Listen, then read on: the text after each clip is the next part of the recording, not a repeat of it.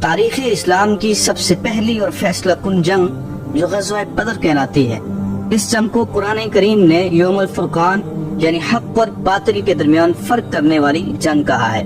یہ جنگ 2 ہجری 17 رمضان المبارک کو بدر کے مقام پہ لڑی گئی اور مقام بدر مدینہ سے تقریباً 80 میل کے فاصلے پر واقع ایک جگہ کا نام ہے۔ ناظرین، قریش مکہ نے اسلامی ریاست کو ختم کرنے کا فیصلہ کر کے جنگ کی بھرپور تیاریاں شروع کر دی۔ افرادی قوت کو مضبوط بنانے کے لیے انہوں نے مکہ مکرمہ کے گرد و نواح کے قبائل سے معاہدات کیے اور معاشی وسائل کو مضبوط تر کرنے کے لیے یہ فیصلہ کیا گیا کہ اس مرتبہ جو تجارتی قافلہ شام بھیجا جائے گا اس کا تمام تر منافع مسلمانوں کے خلاف وقف ہوگا۔ چنانچہ ابو سفیان کو اس قافلے کا قائد مقرر کیا گیا اور مکہ مکرمہ کی عورتوں نے اپنے زیور تک کاروبار میں لگائے۔ اسلامی ریاست کے خاتمے کے اس منصوبے نے مکہ مکرمہ اور مدینہ منورہ کے درمیان میں کشیدگی میں بہت اضافہ کر دیا۔ ناظرین، رسول کریم صلی اللہ علیہ وسلم کو خبر ملی ابو سفیان قریش کا تجارتی قافلہ جو تقریباً 40 افراد پر مشتمل تھا اور جس کے پاس 50,000 اشرفیاں اور دیگر ساز و سامان کے ساتھ وہ شام سے مکہ کی طرف روانہ ہوا۔ آپ نے مسلمانوں کو اس قافلے کی اطلاع دی کہ قریش کے قافلے کی طرف عروج کیا جائے۔ ناظرین، یہاں یہ بات نوٹ کرنے کی ہے کہ مسلمان اس قافلے کو روکنا کیوں چاہتے تھے۔ ناظرین، مسلمان جب مکہ سے ہجرت کر کے مدینہ گئے تو ان کے مال و متاع سارے کا سارا کفار قریش نے اپنے قبضے میں لیا، حتیٰ کہ زمینوں اور گھروں پر بھی قبضہ کر لیا اور اولاد تک ماؤں سے ان کے بچے اور لاد تک چھین لیے۔ کفار قریش نے مسلمانوں کو مکہ کی زندگی بھی بہت ستایا اور جتنا ظلم و ستم کر سکتے تھے کیا، حتیٰ کہ رسول خدا صلی اللہ علیہ وسلم کو قتل کرنے کا قصد بھی کیا، لیکن اللہ تعالیٰ نے ان کو کفار کے شر سے محفوظ رکھا۔ ناظرین، کفار قریش نے مسلمانوں کی ہجرت کے بعد یہ منصوبہ بنانا شروع کر رکھا تھا کہ مدینہ پر حملہ کر کے رسول خدا اور اہل ایمان کو صفاحتی سے ہی مٹا دیا جائے۔ اسی دوران میں رسول خدا صلی اللہ علیہ وسلم نے پیش کی ابو سفیان کے قافلے پر حملے کا منصوبہ بنایا اور ابو سفیان کے کاروان کی طرف حرکت کی۔ ناظرین، ابو سفیان کو خطرہ محسوس ہوا کہ کہیں یہ قافلہ راستے میں ہی نہ لوٹ لیا جائے۔ اس نے ایک قاصد کو بھیج کر قریش مکہ کو اس صورتحال سے آگاہ کیا۔ قاصد نے عرب دستور کے مطابق اپنے اونٹ کی ناک چیر دی اور رنگدار رومان ہلا کر واویلا کیا اور اعلان کیا کہ ابو سفیان کے قافلے پر حملہ کرنے کے لیے محمد ان کے ساتھی پیچھا کر رہے ہیں، اس لیے قافلہ کو بچانے کے لیے فوراً پہنچے۔ اہل مکہ سمجھے کہ قریش کا قافلہ لوٹ لیا گیا ہے، سب لوگ انتقام کے لیے نکل کھڑے ہوئے۔ ابو سفیان اپنے قافلے کو دوسرے راستے سے لے کر بچ نکلا۔ قریش مکہ کو معلوم ہوا کہ یہ قافلہ صحیح سلامت واپس آ رہا ہے، لیکن سرداران قریش جن میں بالخصوص عتبہ اور ابو جہل نے اعلان کیا، تب نے جنگ بجا دیا کہ اب کسی صورت محمد اور اس کے ساتھیوں کو نہیں چھوڑیں گے۔ ابو جہل نے قاصد سے پوچھا کہ مسلمانوں کے قافلے میں شامل کتنے لوگ ہیں؟ اس نے بتایا کہ تقریباً 313 لوگ ہیں۔ ابو جہل نے کہا ہم 1000 کا لشکر لے کے جائیں گے۔ ابو جہل نے پوچھا اونٹ کتنے ہیں ہم کے پاس؟ قاصد نے بتایا کہ 70۔ ابو جہل نے کہا کہ ہم 70 اونٹوں کے مقابلے میں 700 اونٹ لے کے جائیں گے۔ قریش کی روانگی کی اطلاع ملتے ہی آپ نے صحابہ کرام سے مشورہ کیا۔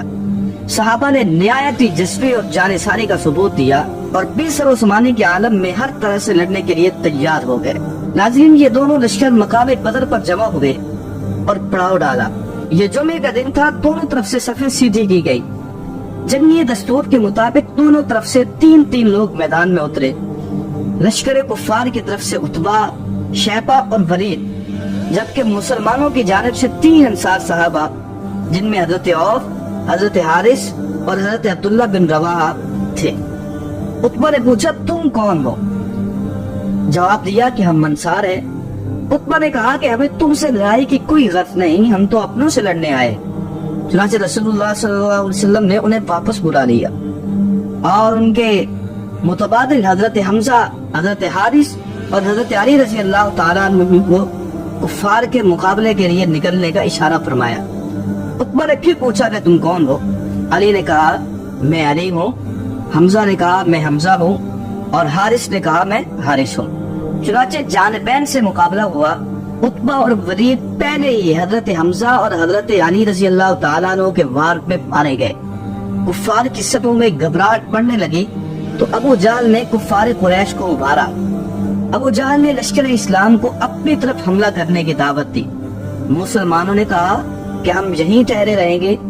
दरअसल अबू जहल ये चाहता था कि मुसलमान तादाद में कम है, थोड़ी तादाद में है, इसलिए जब हमारी तरफ बढ़ेंगे तो हम पलक झपटते ही इन पर हमला आवर होकर के इनको तबाह बर्बाद कर देंगे और ये मामला 2 मिनट के अंदर खल्लास करके हम यहाँ से मक्का की तरफ निकल जाएंगे। चुनाचे मुसलमान साबित कदम रहे और वो अपनी जगह पर डटे रहे। इधर अबू जहल ने अपने लोगों से कहा कि पेशकदमी करो। जब उन्होंने पेशकदमी की और घुमसान की जंग का आगाज हुआ, इसी जंग के दौरान सहाबे कराम ने इस जानिसारी और जज्बे के साथ उन पे वार किए कि उनके कदम उखड़ने लगे और वो थोड़ा पीछे हटने लगे।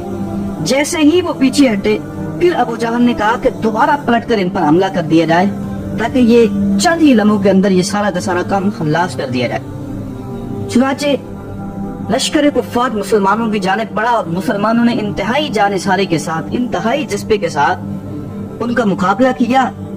यहाँ मुकाबला 313 का 1000 के साथ था, यानी 3 गुना ज्यादा।